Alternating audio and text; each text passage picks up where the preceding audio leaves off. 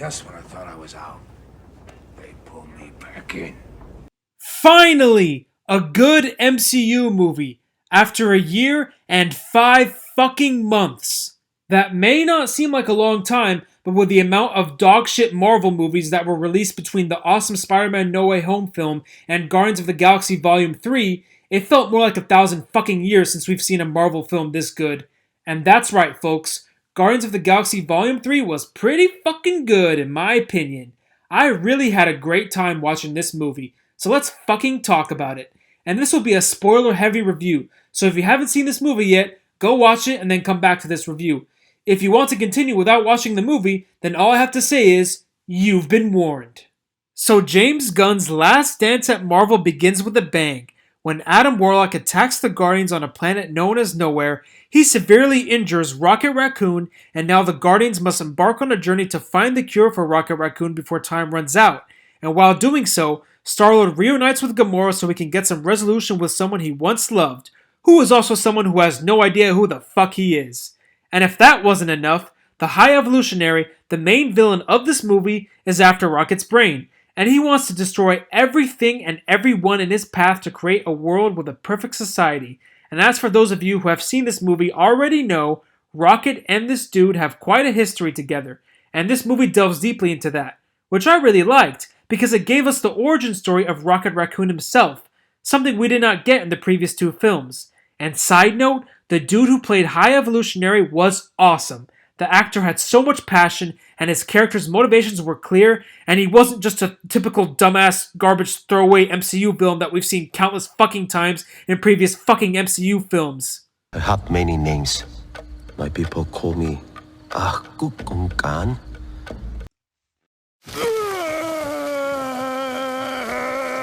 Fuck off, Namor! Anyways, the High Evolutionary was menacing, sort of smart, and every time he showed up on screen, it was very clear that this dude does not fuck around. This dude means business, and the actor did a great job conveying all of that shit. I mean, he was so fucking fun to watch. And speaking of the relationship between the High Evolutionary and Rocket Raccoon, this is what truly makes this movie as dark as it is. As you all know, this is not your typical Guardians film with jokes sprinkled throughout each scene and light-hearted wholesome moments between characters and all that feel-good ass shit. This movie is emotional as fuck, dark as fuck, sad as fuck, and of course, as I expected, crazy as fuck. So this High Evolutionary character is like a man with a face that literally looks like a mask, but it's like not a mask, so it's kind of fucking funny. But anyways, this dude and his evil mask-like face takes pleasure in imprisoning innocent animals and torturing them and sometimes killing them if the experiments he performed on them failed. Basically PETA's worst nightmare. And Rocket Raccoon was one of the main animals who he kept in that animal-ass jail for pretty much all of his childhood.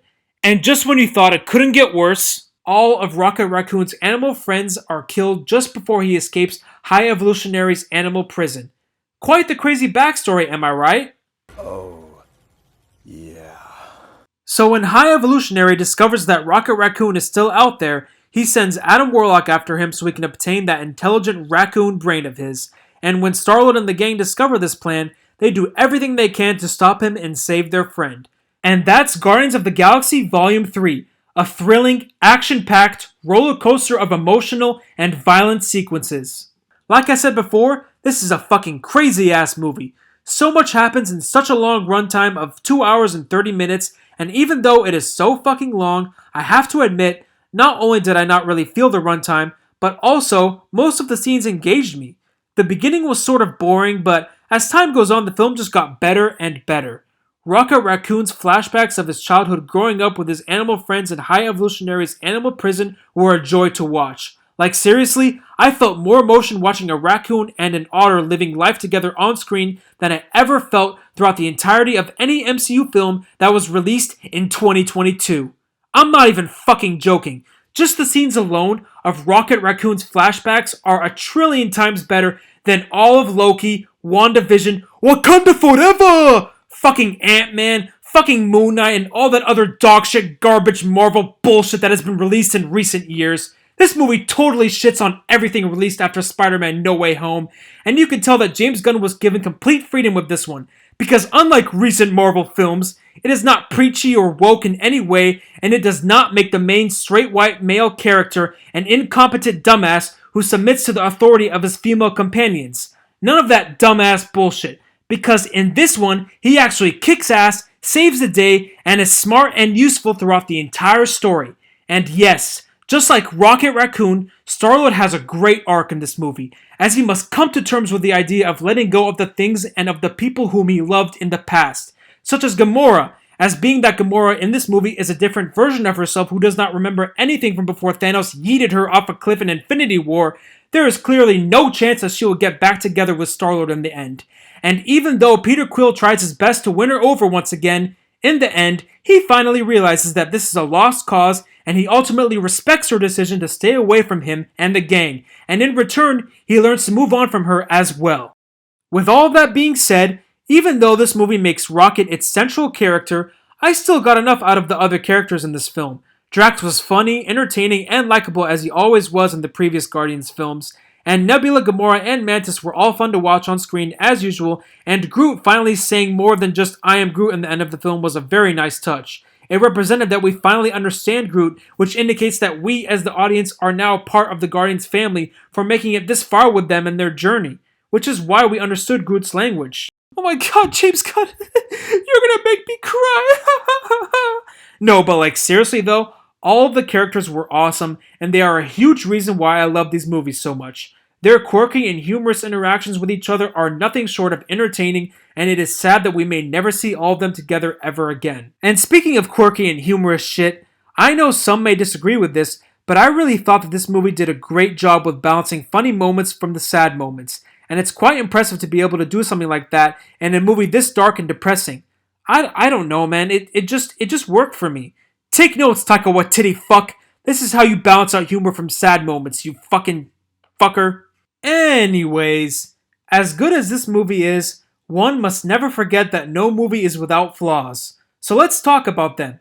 So I would say that the only character that didn't offer much to begin with was Adam Warlock. This was some random ass dude who was like insanely powerful for some fucking reason, but is stopped by a small ass blade in one of the scenes, which is kind of ridiculous and severely downgrades his menacing presence as a villain.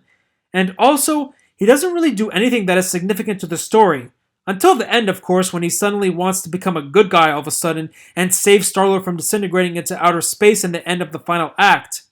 I mean, like, it was nice, like, to see like a redeeming moment for this guy, but it just didn't really hit that hard for me because I didn't really give a rat's dick about him to begin with.